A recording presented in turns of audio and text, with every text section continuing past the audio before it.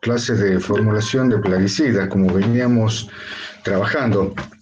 Ahora vamos a ver otro coeficiente, que es el coeficiente de partición en el suelo. Cuando un producto llega al suelo, lo primero que va a pasar es que va a quedar retenido.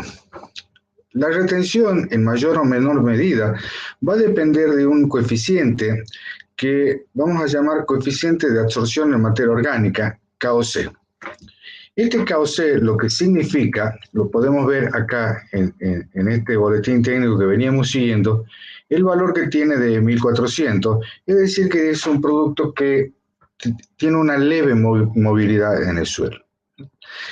El coeficiente de distribución en el suelo, el KOC, lo que me va a indicar es cuánto producto está absorbido en el coloide y cuánto está en la solución del suelo.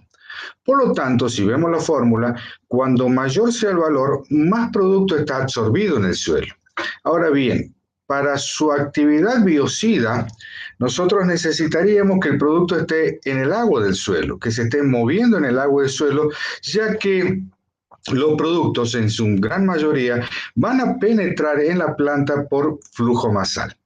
Es decir, que el flujo masal, que es una forma de difusión en el suelo, hacia la planta, va a ser mayor, en este caso, por flujo masal lo que está en el suelo. Si bien hay algunos productos que, aún estando muy absorbidos, toman contacto con la radícula creciente y le van a producir un efecto, ¿no? En ese caso son otro tipo de productos que no necesitan movilizarse en el suelo. No son muchos, en general van a ser productos del grupo de las dinitroanilinas, como el que vamos a tener ahí en ese grupo, la trifluralina, el pendimetalín, que son herbicidas que inhiben la división celular. Entonces, cuando el pelo radicular toca un lugar donde está ese herbicida, lo que va a hacer es que la raíz deja de multiplicarse, deja de producir una división celular, con lo cual queda la raíz atrofiada y deja de crecer, ¿sí? Pero en general los productos se movilizan, penetran en la planta a través del flujo masal. Por lo tanto, lo que vamos a necesitar es que algunos herbicidas estén en el suelo. Fíjense en este cuadro, donde lo vamos a clasificar entre muy fuertemente absorbido o débilmente absorbido, de acuerdo a su coeficiente de absorción. Entonces, productos que son débilmente absorbidos, que van a tener valores menores a 100 de KOC, indican que el producto es muy móvil en el suelo. Por lo contrario, lo que vemos arriba como muy fuertemente absorbido, con valores mayores de 5000, por ejemplo, el glifosato. ¿Sí? El glifosato tiene un valor más o menos de 16000, 17000, ahí se va a encontrar. Fíjense que el glifosato es un herbicida que se aplica en postemergencia de la maleza, la va a tocar a la maleza, va a penetrar por difusión a la maleza y se va a traslocar por floema a los distintos puntos de crecimiento, entre esos, por ejemplo, un rizoma, por eso es tan eficaz en el control de malezas perennes, ¿no? Pero una vez que llega al suelo, el herbicida no va a tener acción en el suelo. No quiere decir que está totalmente descompuesto, ¿no? La vida media del glifosato en el suelo va a durar unos 15 días, 20 días, pero no tiene acción sobre un cultivo posterior. Es decir, que si yo estuviese haciendo un barbecho, es decir, la aplicación de un desecamiento para hacer un cultivo de trigo, puedo controlarlo, aplicar sobre las malezas presentes, las voy a controlar, parte del herbicida va a llegar al suelo, pero no va a tener efecto sobre el trigo posterior porque está fuertemente absorbido en el suelo. Los bipiridilos, como vemos ahí, también tienen el mismo efecto. Por ejemplo, el paraquat. El paraquat es un herbicida desecante que se utiliza previo a los cultivos. Es un herbicida que no es selectivo, es decir, que no tiene un cultivo donde yo lo pueda aplicar sin que le haga efecto al cultivo. Por lo tanto, debo aplicarlo y no va a tener un efecto subsiguiente en el cultivo que sigue, porque no tiene una acción en el suelo. Fíjense que estamos hablando de fuertemente absorbido, más de 5000. El valor del bipiridilo, por ejemplo, del paraquat, es 1.000.000. ¿Sí? Entonces no tiene ningún tipo de efecto en el suelo. Esto podríamos decir que ha sido importante para el nacimiento de la siembra directa, tener herbicidas que son totales, pero que no me van a afectar al cultivo subsiguiente debido a que son fuertemente absorbidos en los coloides del suelo. Acá lo encontramos, por ejemplo, 1 millón, fíjense, ese es el valor del Paraquat. Este proceso de sorción-desorción es un proceso dinámico. Cuando el suelo está seco, está todo absorbido en el suelo. Por eso muchas veces cuando ustedes tengan que tomar decisiones de la aplicación de un herbicida, que son suelos activos, que son herbicidas que están en el suelo, que van a ir controlando las malezas a medida que van germinando, en ese caso, si el suelo está muy seco, el producto no va a tener un efecto porque está todo fuertemente absorbido. Y a medida que el suelo se vaya humedeciendo, va a empezar a liberar por esta cuestión de la capacidad de intercambio de cationes, ¿no es cierto? Es decir, que la membrana coloidal se va a protonizar y va a liberar herbicidas que están absorbidos en él. Comenzando primero con lo que son más débilmente absorbidos y cuando necesiten liberar productos que son moderadamente absorbidos o más fuertemente absorbidos, van a necesitar más cantidad de agua para liberar esos herbicidas que están absorbidos en el coloide. Y la lixiviación, ese proceso que entonces aplicamos un herbicida en el suelo y que puede ir hacia profundidad, ¿de qué va a depender? Bueno, hace rato cuando hablábamos de solubilidad decíamos que un producto más soluble en principio sería un producto que sea más lixiviable. Y esto en general debería ser así, pero no siempre es así. Fíjense, acá tenemos un cuadro donde la trifluoralina tiene una bajísima solubilidad en agua y es una lixiviación relativamente baja. Pero vamos a ver los dos últimos, ¿no? Donde el bromacil es más soluble en agua que el terbacil, sin embargo es menos lixiviable. Y vamos a ver ahora extremos mucho más grandes. Por ejemplo, recién decíamos el Paraquat, que tiene una absorción muy grande, es decir, que si está absorbido, si está fuertemente unido al coloide, allá en la parte superior donde cayó el producto, va a ser imposible que pase al agua del suelo y se lave. Y el Paraquat es soluble en agua. Con el glifosato pasaría lo mismo, es un producto soluble en agua y sin embargo es imposible que se lixivie. Entonces la lixiviación, si vemos acá que hay un índice que estamos marcando, que es el índice de potencial de lixiviación, GUS. Esto es porque un señor llamado Gustafson ideó un índice que sería el índice de probabilidad de lixiviación. Y le puso GUS porque significa, con las siglas en inglés, de ubicuidad en aguas subterráneas, ¿sí? Por eso es que te lleva esas siglas GUS, ¿sí? Y él considera que el potencial de lixiviación va a depender de la vida media del producto, y es lógico, es decir, que un producto que tenga más vida media va a tener más probabilidades de en algún momento lavarse. Y en forma negativa, por eso tiene ese signo negativo, el logaritmo de la sorción en la materia orgánica, o sea, el cauce que acabamos de ver. Es decir, que cuando mayor sea el cauce, cuando mayor sea esa fuerza de sorción en la materia orgánica, menor va a ser la posibilidad de lixiviarse. Gustafson lo clasifica en que cuando tiene valores mayores a 2,8 va a ser un producto lixiviable y con valores menores a 1,8 va a ser no lixiviable. Bueno, entre 1,8 y 2,8 estaría en un proceso de transición. Con esto vamos a ver cómo sería la dinámica de cuando yo aplico un herbicida en el suelo, ¿sí?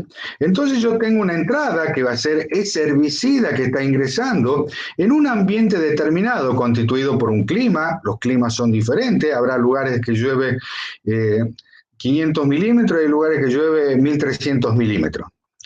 Fíjense que nosotros, una provincia tan chiquitita, Tucumán, tenemos la isohieta de los 550 milímetros, pasa allá en el límite con Santiago, ¿no es cierto? Podría ser Pozo Hondo, allá en la ruta 34, y en pocos kilómetros, son 60, 70 kilómetros, 80 kilómetros si se quiere, hasta el Pedemonte, vamos a llegar de esos 550 milímetros a 1200, 1300 milímetros, y si subimos un poquito hacia el Pedemonte, vamos a encontrar aún mayores pluviometrías. Entonces quiere decir que no todo puede funcionar igual, ya que el agua va a contribuir, por ejemplo, a la hidrólisis de los productos.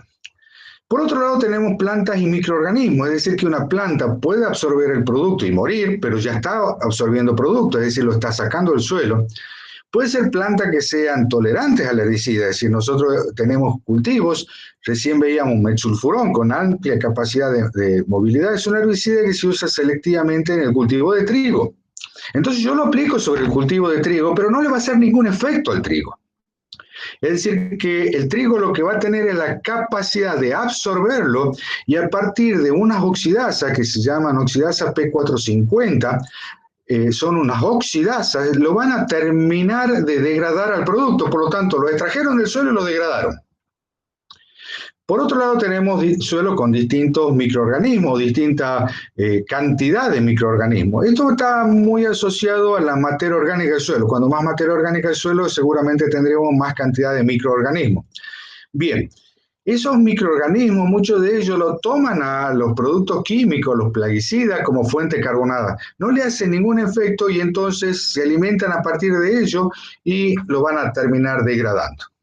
Es decir, que los microorganismos son otra fuente de destrucción de los plaguicidas en el suelo. Por otro lado, tenemos distintas propiedades del suelo, es decir, que vamos a tener suelos que pueden ser desde un extremo arenoso a un suelo que puede ser un extremo arcilloso.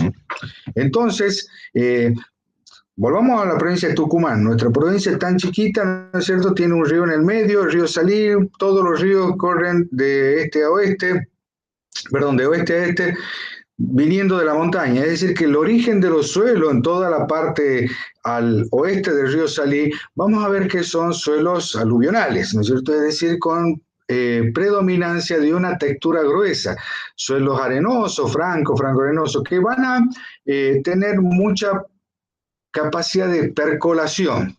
Hacia el este del río Salí, vamos a ver que no tenemos ríos de ese lado. Entonces, el origen de esos ríos fueron loésicos, ¿no? Ustedes todo esto ya lo estudiaron en la edafología, así que es simplemente un repaso y ver cómo las materias para llegar al título de ingeniero agrónomo se van concatenando de manera que tenemos que después tener una visión holística cuando vayamos al campo a tomar decisiones.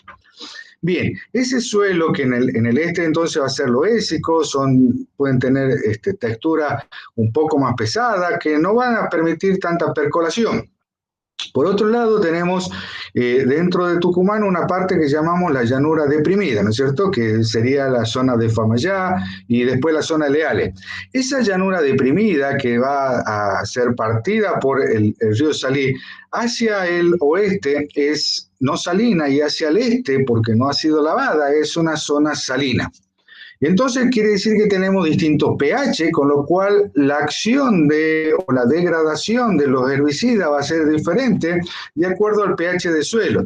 Recuerden los primeros slides cuando veíamos que entre todas las propiedades teníamos una que se llamaba estabilidad en distintos medios, ácido, neutro o alcalino. Es decir, que hay herbicidas o hay plaguicidas que se van a degradar a un pH alcalino, es decir, que tienen una hidrólisis alcalina y hay algunos productos que tienen una hidrólisis ácida. Son los menores, pero algunos pueden tener una hidrólisis ácida. Entonces, entre esto estamos viendo que estamos poniendo un herbicida en distintos ambientes. Lo primero que le va a pasar al producto es que va a quedar retenido en el suelo. El grado de retención de esto va a depender también de ¿qué? Del concepto de cauce que acabamos de ver. Entonces, en ese suelo lo primero que pasa es que quede retenido, pero puede ser que el producto sea transportado. ¿Qué quiere decir transportar? Transportar significa que vamos a llevar el herbicida tal cual es a otro lugar distinto al donde nosotros lo estamos posicionando. Puede ser que el producto tenga una elevada volatilidad y entonces se va a ir hacia la atmósfera. Puede ser que el producto tenga un elevado índice de lixiviación, por lo tanto se va a ir hacia abajo. Pero no queda en la posición donde lo queríamos nosotros. Puede ser que el herbicida, además de ser transportado, pueda ser transformado. Es decir, que el herbicida tal cual lo aplicamos es tomado por microorganismos y entonces lo van a destruir y dejó de ser el herbicida que era. O puede ser que esa transformación se deba a propiedades químicas como la hidrólisis, que a partir del agua va a romper esa molécula y entonces lo va a transformar en otra cosa distinta de un herbicida. Entonces lo que está teniendo puede transformarse, puede transportarse, y entonces esto es lo que vamos a considerar el destino del herbicida. Y en ese destino puede ser que cause, que sea eficaz, es decir, que controle las malezas eficazmente, o puede ser que sea algo antagónico, es decir, que sea fitotóxico. Nosotros entonces, como ingenieros agrónomos, lo que vamos a hacer es una relación beneficio-riesgo para ver si es factible o no hacer esto. Acá tengo una maleza, esta maleza se llama parietaria, o cucha, es una urticácea, que la vamos a encontrar mucho, es una maleza invernal, y la encontramos mucho porque es una maleza que es tolerante al glifosato y también es tolerante al 2,4-D, que son herbicidas que usábamos mucho en los barbechos químicos. Y acá la tenemos muerta, pero seguramente con otro herbicida que es una triacina. Las triacinas son muy eficaces en controlar dicha maleza. Ahora bien, estamos hablando de que es una maleza invernal. Nace en otoño, va a vegetar durante el invierno y va a fructificar en la primavera. ¿Sí? Estamos analizando los conceptos tal cual se los dije desde el principio, es decir, conocimiento de la maleza. Las malezas que nacen en invierno, el 90% son malezas de hoja ancha, llamadas también latifoliadas, principalmente dicotiledóneas, ¿no es cierto? Es decir que, y las malezas que nacen, y solamente un 10% monocotiledóneas, donde vamos a tener gramíneas, o pueden ser ciperáceas, comelina, ¿no es cierto?, Santa Lucía. Bueno, entonces nosotros hicimos la aplicación de un herbicida para controlar esta maleza, tendiendo a la siembra de un cultivo de garbanzo, que es lo que ven ahí, y ven cierta fitotoxicidad, es decir, ven algunas quemaduras y en algunos casos hasta se perdió la planta, se murió la planta. Pero fíjense que es un herbicida que lo aplicamos al suelo, es decir, lo posicionamos en la superficie del suelo, el cultivo nació, se desarrolló, creció, y llegó en algún momento en que tomó el herbicida por raíz, los traslocó en forma sistémica, seguramente por xilema, y le ha causado una fitotoxicidad. O puede ser que no tengamos fitotoxicidad. Todo esto está tomado en el mismo lugar con distintos herbicidas en ensayos de campo que realizamos. ¿Sí? Entonces, vamos a ver esos resultados y vamos a ver solamente de todos los productos, solamente los dos primeros. Tenemos el testigo, después tenemos una herbicida que se llama prometrina y después tenemos una herbicida que se llama metribuzin. Son dos triacinas que están destinadas al control de esa parietaria. Fíjense que toda prometrina, tanto solo como en sus mezclas con acetoclorometolaclor, no causan fitotoxicidad, mientras que metribuzin solo o en sus mezclas causa fitotoxicidad.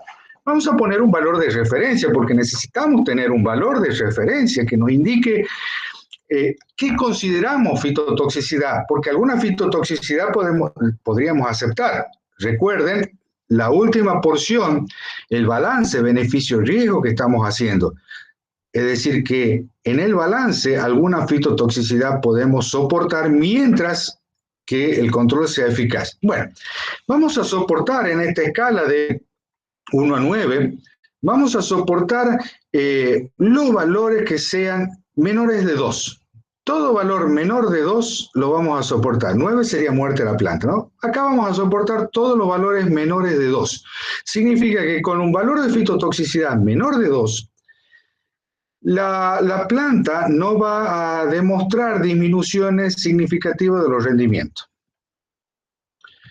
Acá vemos otro ensayo, fíjense que acá el primero era en la localidad de Locoche y está tomado 70 días después de la aplicación, y el segundo está tomado en Burruyacu, esta finca que en Burruyacu, esta estancia, también 70 días después. Y fíjense que acá, mientras tenía valores de 5 el metribuzin, acá ya está con valores menores de 2, es decir, que acá ya tiene una fitotoxicidad aceptable. ¿Por qué? ¿Qué es lo que pasó? Vamos a seguir contando cómo es la historia, porque acá tenemos distintos suelos. La Cocha es un suelo más liviano que lo que puede ser Burruyacu. Y por otro lado, ahí tendrían la influencia del río San Francisco, ¿no es cierto? Que entonces es un suelo más arenoso que lo que vamos a encontrar en Burruyacu. Por otro lado, queda otra diferencia más. En la Cocha pusimos riego, es decir, que en la Cocha le dimos 60 milímetros de agua, mientras que en el azul lo hicimos directamente todo en secano. Es decir, que al agregar agua podemos causar una movilidad mayor del herbicida en el suelo. Vamos a ver entonces las propiedades físico-químicas. ¿Se acuerdan del KOC? Nosotros recién veíamos el KOC. El KOC es la absorción del producto en la materia orgánica. El metribuzin, que era el que causaba la fitotoxicidad, tiene un valor menor que la prometrina, es decir que, ¿se acuerdan que lo clasificaban menor de 100, menor de 500, menor de 5.000, mayor de 5.000, ¿sí? Bueno, en este caso estamos viendo que el metribuzin es mucho más móvil en el suelo que la prometrina. El siguiente índice, ¿qué sería? Bueno, es el coeficiente de Gus, el índice de lixiviación, que cuando mayor era el valor, más lixiviable era el producto. Si bien el valor que pasaba a ser lixiviable era 2,8 y acá tenemos 2,57, es decir que estamos en un estado de transición. Sin embargo, la prometrina es poco lixiviable, 0,59, menos de 1,8. Con lo cual, el producto acá, cuando lo sometimos a un riego, se soltó, se liberó del coloide más rápidamente que la prometrina y pasó a capas inferiores donde estaba la raíz del garbanzo, que había nacido y crecido sin ningún efecto. Lo tomó y habíamos dicho que debía haber sido sistémico por xilema, ¿sí? ¿Quién me indicaba la sistemia del producto? Era el coeficiente octano al agua. ¿Se acuerdan que cuando tenía valores mayores de 4 era inmóvil dentro de la planta y con valores menores de 4 ya era móvil? Acá dentro de esto, el más móvil de los dos, el producto más hidrofílico, si se quiere, es el metribuzin. Por lo tanto, lo que pasó fue lo siguiente. Cuando llegamos en la cocha, que es donde vimos el efecto fitotóxico, el producto se encontraba en la capa superior, controlando las semillas de maleza que se encuentran en ese lugar. Sin embargo, al regarlo y por tener un coeficiente mayor de lixiviación y el ser el suelo más arenoso, el producto se lixivió hacia capas más profundas, donde estaba la raíz del garbanzo. El garbanzo lo tomó el producto por flujo masal y lo llevó a la parte superior de la planta donde le produjo las quemaduras. Entonces, no es que un producto sea desechable o no. No es que nadie va a recomendar un metribuzin en garbanzo. El tema es que si yo tengo riego, yo debería irme a una prometrina. ¿Por qué? Porque está más retenida en la parte superior, no se transporta hacia la raíz del cultivo, por lo tanto su destino va a ser esa parte superior, controlando la maleza y que va a tener una alta eficacia. Pero si yo en un lugar de secano, con bajas precipitaciones, que es lo que además nos va a pasar a nosotros durante el invierno por nuestro régimen monzónico, el producto va a estar muy retenido y entonces no va a tener eficacia, no va a tener fitotoxicidad, pero va a tener menor eficacia, por lo tanto no va a controlar también las malezas. El metribuzin queda retenido, pero cuando yo lo riego en un suelo suelto, va a transportarse a la parte inferior del suelo, se va a transportar, ese va a ser su destino y va a causar fitotoxicidad. En el caso de que yo tenga un lugar de secano con suelo un poco más pesado, la retención va a ser su destino y entonces sí va a tener mucho más eficacia que la prometrina. ¿Sí? No sé si me explico, y si no, vamos a tener una clase de consulta que me gustaría que ustedes lean los apuntes que van a tener para estudiar terapéutica, lo van a tener en la página. Estudien, vean la clase, traten de interpretarlo y de todos modos vamos a tener una clase de consulta, ya que en este momento no tenemos el intercambio para poder terminar de entender este concepto, ¿sí? Bueno, ya seguimos en un momento.